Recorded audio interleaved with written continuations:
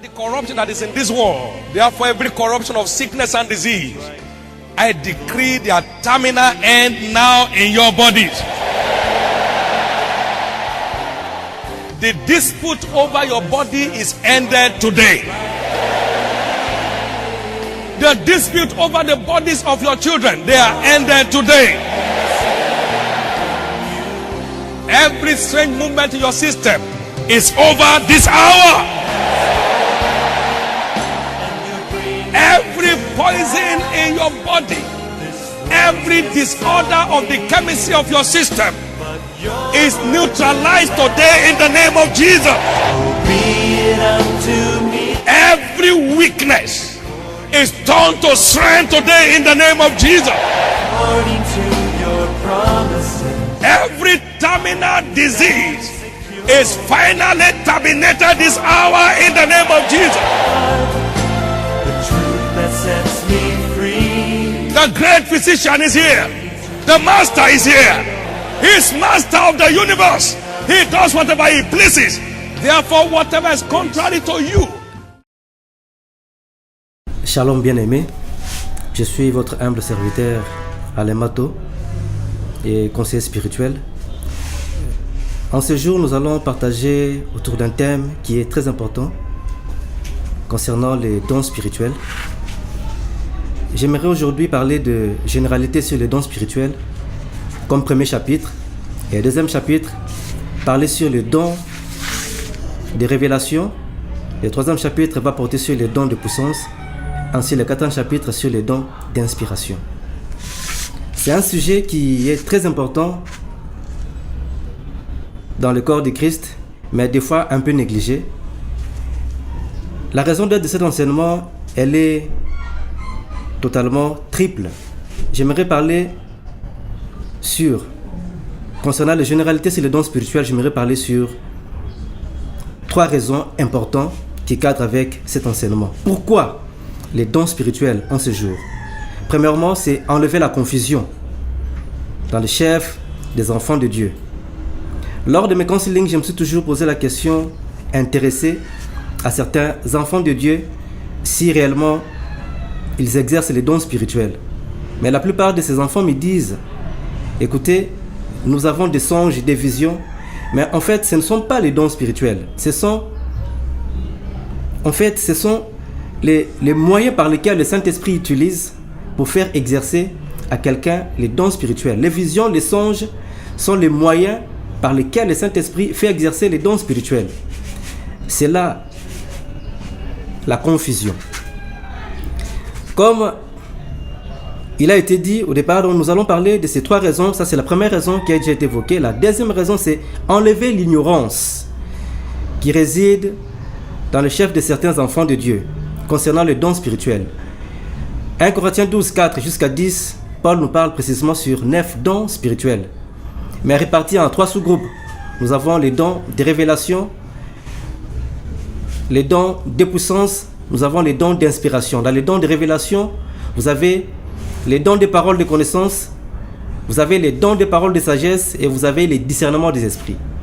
Dans les dons de puissance, vous avez les dons d'opérer des miracles, les dons de guérison et les dons de foi. Dans les dons d'inspiration, vous avez la prophétie, le parler en langue et l'interprétation des langues. Ce sont des choses qu'il faut censé savoir, très important. Mais la troisième raison, c'est le baptême du Saint-Esprit. Parce qu'il y a quelque chose qui est très crucial sur le baptême du Saint-Esprit. Lorsqu'on connaît le Seigneur, ça c'est la phase de la repentance, qu'on accepte Christ dans sa vie comme Seigneur et Sauveur, ça c'est la repentance. Mais la repentance fait de nous un enfant de Dieu. Mais par contre, l'exercice des dons spirituels fait de nous un serviteur de Dieu efficace. Christ a donné un coup de marteau là-dessus. Il dit ceci dans Acte 1, à partir du verset 4, 5 jusqu'à 8, il dit: comme il se trouvait avec eux, il leur recommanda de ne pas s'éloigner de Jérusalem, mais d'attendre ce que le Père avait promis. Ce que je vous ai annoncé, leur dit-il, car Jean a baptisé d'eau, mais vous, dans peu de jours, vous serez baptisés du Saint-Esprit. Et dans le verset 8, il dit: mais vous recevrez une puissance le Saint-Esprit survenant sur vous, et vous serez mes témoins à Jérusalem, dans toute la Judée, dans la Samarie et jusqu'aux extrémités de la terre. Voilà combien lui-même le Maître a tellement insisté. Il dit, avant de pouvoir apporter ma parole dans le monde, que ce soit à Samarie, à Jérusalem et dans toutes les extrémités de la terre, il faut vous caser quelque part et attendre la puissance. Ce qui est déplorable aujourd'hui, il y a beaucoup de serviteurs de Dieu qui aiment se lancer dans cette aventure sans pour autant détenir la puissance. J'ai écouté un récit quelque part d'un serviteur de Dieu qui a été foudroyé par des sorciers. Ils ont envoyé de la foudre et cet homme a été foudroyé. La question que je me suis posée, est-ce que cet homme a réellement été appelé par Dieu? A-t-il reçu le mandat de la part de Dieu pour prêcher la parole de Dieu?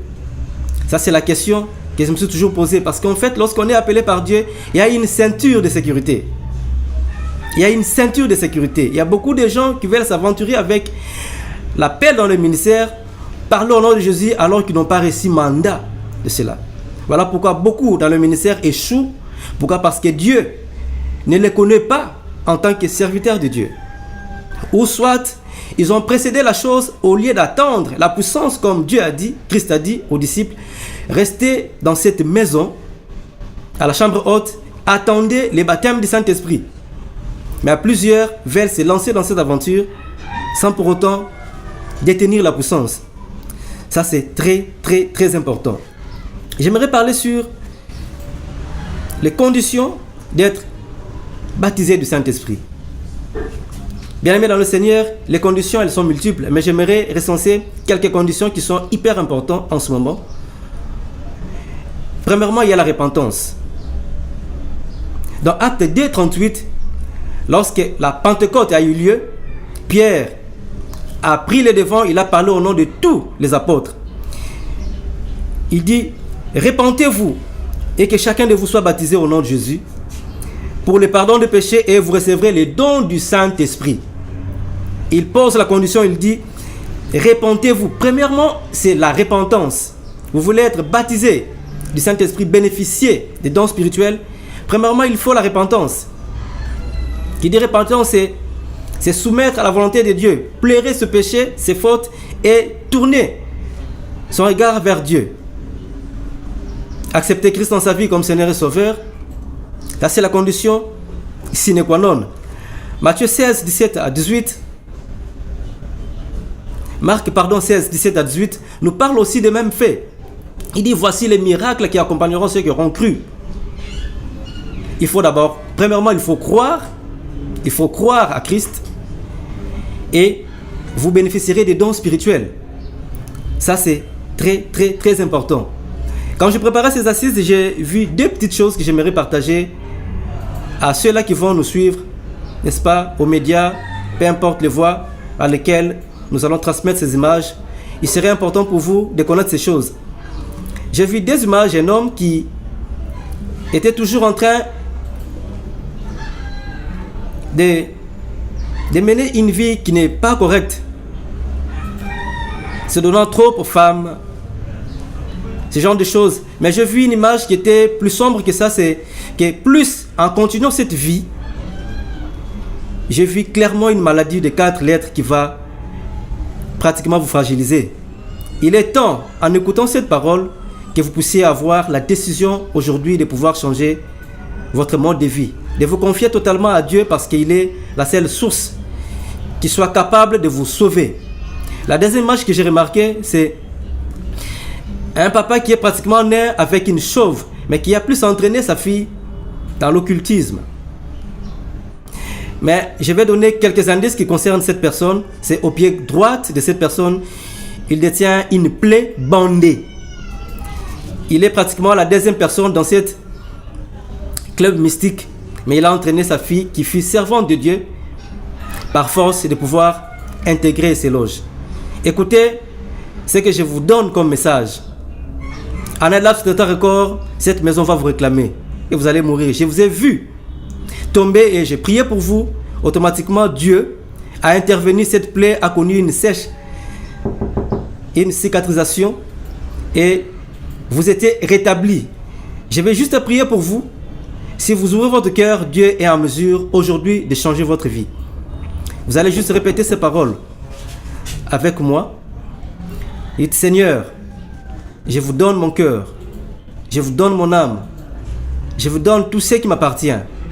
Jésus prend le contrôle de toute ma vie. Aujourd'hui, j'aimerais être enfant de Dieu, être baptisé du Saint-Esprit. Je prie que le feu descende et que ces liens de l'occultisme soient totalement terrassés et brisés dans le nom de Jésus. Et je déclare que vous êtes guéris, délivrés de tous ces maux dans le nom puissant de Jésus-Christ de Nazareth. Il y a une deuxième condition, c'est par l'imposition des mains. Dans 1 Timothée 4, verset 14, il est dit ceci. Paul dit à son fils Timothée, il dit, ne néglige pas le don qui est en toi, qui t'a été donné par prophétie avec l'imposition de mains de l'Assemblée des anciens. Il y a aussi un autre moyen de pouvoir recevoir le Saint-Esprit, c'est par l'imposition des mains. Beaucoup ont reçu des visitations de la part de Dieu, le parler en langue, d'autres dons spirituels, en l'occurrence la prophétie, parole de connaissance, au travers des impositions des mains. Il y a aussi une troisième condition, c'est pendant même la prédication. Dans Actes 10, 44, Pierre dit ceci, comme Pierre prononçait encore ces mots, le Saint-Esprit descendit sur tous ceux qui écoutaient la parole de Dieu.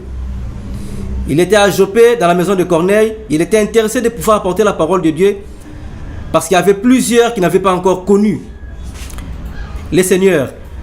Quand il était en train de prononcer, de faire son sermon, les gens étaient touchés, le Saint-Esprit est descendu, et automatiquement, ils se mirent à parler en langue.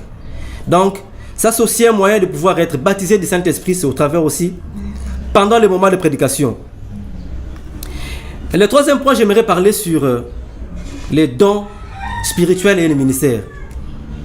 C'est à ce sujet que j'aimerais clore concernant les généralités sur les dons spirituels. Et prochainement, nous allons parler sur les dons de révélation comme deuxième chapitre. Troisième chapitre, les dons des puissances ainsi que les dons d'inspiration. Mais pour atterrir à ce premier chapitre qui sont les généralités, le troisième point, c'est les dons spirituels et les ministères. Beaucoup de gens confondent les dons spirituels ou l'exercice des dons spirituels et l'appel dans le ministère. Cela a été déploré dans Nombre 12 à partir du verset 1 jusqu'à 8. Marie et Aaron parlèrent contre Moïse au sujet de la femme éthiopienne qui avait prise, car il avait pris une femme éthiopienne. Ils dirent, est-ce seulement par Moïse que l'Éternel parle? N'est-ce pas aussi par nous qu'il parle?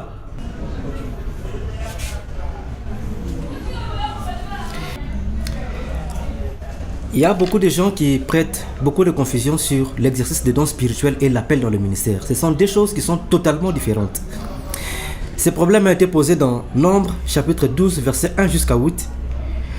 C'est Marie et Aaron parlèrent contre Moïse au sujet de la femme éthiopienne qu'il avait prise. Car il avait pris une femme éthiopienne. Ils dirent, est-ce seulement par Moïse que l'Éternel parle? N'est-ce pas aussi par nous qu'il parle? Le verset 3 dit, l'Éternel les entendit. Or Moïse était un homme fort patient, plus qu'aucun homme sur la surface de la terre. Soudain l'Éternel dit à Moïse et Aaron et à Marie, allez, vous trois, à la tente d'assignation. Et ils se parlèrent tous les trois. Nous allons nous arrêter là pour vous dire, le fait d'écouter la voix de Dieu ne signifie pas nécessairement être appelé dans le ministère. Beaucoup de gens exercent les dons spirituels. Ils ont les dons de guérison, les dons d'opérer des miracles, la prophétie, que sais-je encore. Mais cela ne donne pas mandat dans le ministère.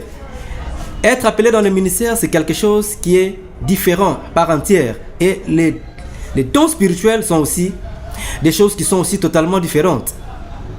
Tu peux détenir les dons spirituels, aussi être appelé dans le ministère. Les dons spirituels sont des dons que Dieu donne, n'est-ce pas, au corps du Christ, que vous soyez appelé dans le ministère ou pas. Et c'est là que beaucoup d'enfants de Dieu, ils créent des ministères, des églises, aussi longtemps que le ciel ne leur a pas reconnu ces mandats. Beaucoup de gens sont appelés à fermer. Pourquoi? Parce que Dieu n'est pas derrière cette mission. Aujourd'hui, nous allons atterrir dans ceci et prier et vous recommander à la grâce de Dieu. Mais la prochaine fois, si Dieu nous prête vie, et je le pense, nous allons parler sur les dons de révélation les dons de puissance ainsi que les dons d'inspiration. Nous allons prier. Prions. Père, je prie pour tout celui qui désire recevoir le don du Saint-Esprit, qu'il soit baptisé du Saint-Esprit.